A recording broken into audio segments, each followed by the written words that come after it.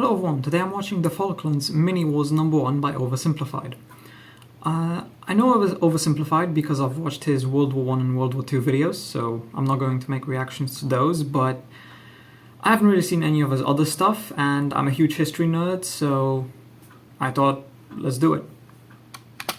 Hi, English Mariner John Strong. Hi, Anthony Carey, 5th Viscount of Falkland. I would very much like for you to go to Chile and locate the wreck of a Spanish treasure ship for me. Okay.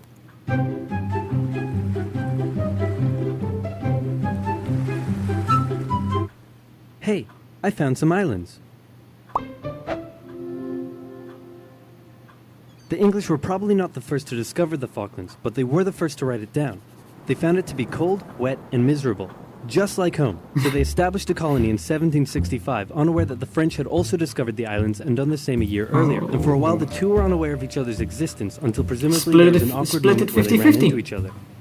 Then the Spanish showed up and told the French that a couple hundred years earlier the Pope drew a line on a map and said all of this belongs to Portugal and all of this belongs to Spain, and that the island was in Spain's territory. Seems and legit. They would like the French to hand over their settlement. Now, since the two were good friends and Spain was willing to pay in cash money, the French obliged. But since they were still a little bitter about the recent 7 Years' War thing, they made sure to warn the Spanish not to let those dirty English on the other side of the island take over. So Spain went over to the English and explained, Pope, line on map, Spain's island. And the English said, yeah, right, this is our island. But the Spanish had more guns, so they kicked them off anyway. But then England threatened to go to war.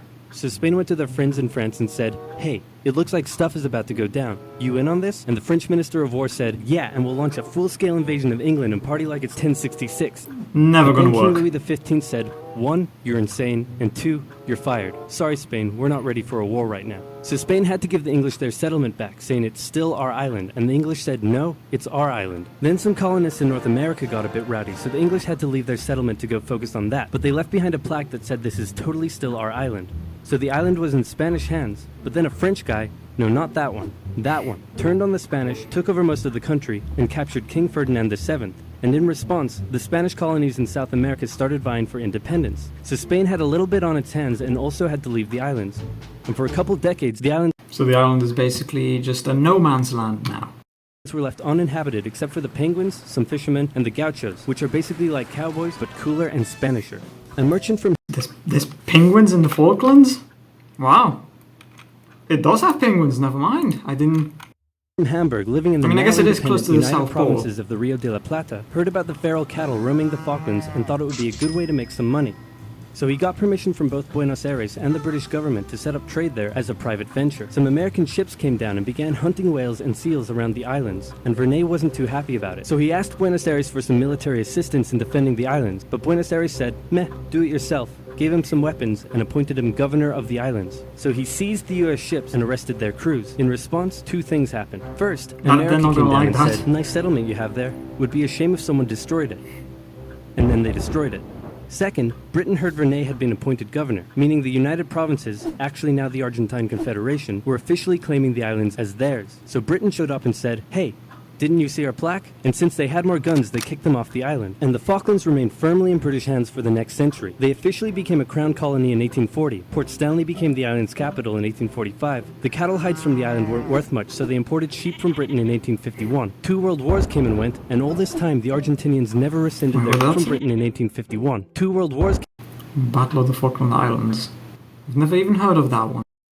I gotta look this up now. It was between the British and Germany. Yeah, that's expected. Came and went, and all this time the Argentinians never rescinded their claim over the islands. Now it's 1976, and after a couple civil wars, a new brutal military dictatorship sponsored by the US fight against communism has taken control in Argentina. And by 1981, this guy was in power. The economy had been struggling for a long time, and Galtieri had been unable to improve the situation. Now, if you ever find yourself the brutal military leader of a struggling South American country and you start getting into hot water, here's a bit of advice that has been tried and tested throughout the centuries. Start a war to distract everyone from their misery. Galtieri knew how popular Replace it would old be misery if with new misery. Argentina's last Malvinas from the occupying British. There had been proposals to cut British military spending, and the ice patrol vessel HMS Endurance had been withdrawn from the area. So the Argentinians assumed the British may not even bother doing anything about the invasion. After easily capturing the largely uninhabited South Georgia island, 600 Argentine troops were sent to the Falklands. The small number of Royal Marines and other British forces stationed there put up a small amount of resistance, but in the end had to surrender to the larger Argentine Argentine force. Crowds in Argentina celebrated the news, but they were wrong to assume the British would do nothing, because the person in charge of the United Kingdom at the time was this lady. Thatcher was a somewhat controversial prime minister, but whether you loved her or hated her, there was no denying that she was tough. Like metal. Iron, for example. She immediately declared an exclusion zone around the islands and organized for a task force of over 100 ships to set So unlike most politicians these days, she actually gets shit done. sail for the Falklands. The United Nations expressed concern at the Argentine invasion. All South American nations apart from Chile backed Argentina, and since the United States had propped up the Argentine dictatorship, Reagan went to Thatcher and said, "Could you maybe just let them have the islands?" And Thatcher No. said no.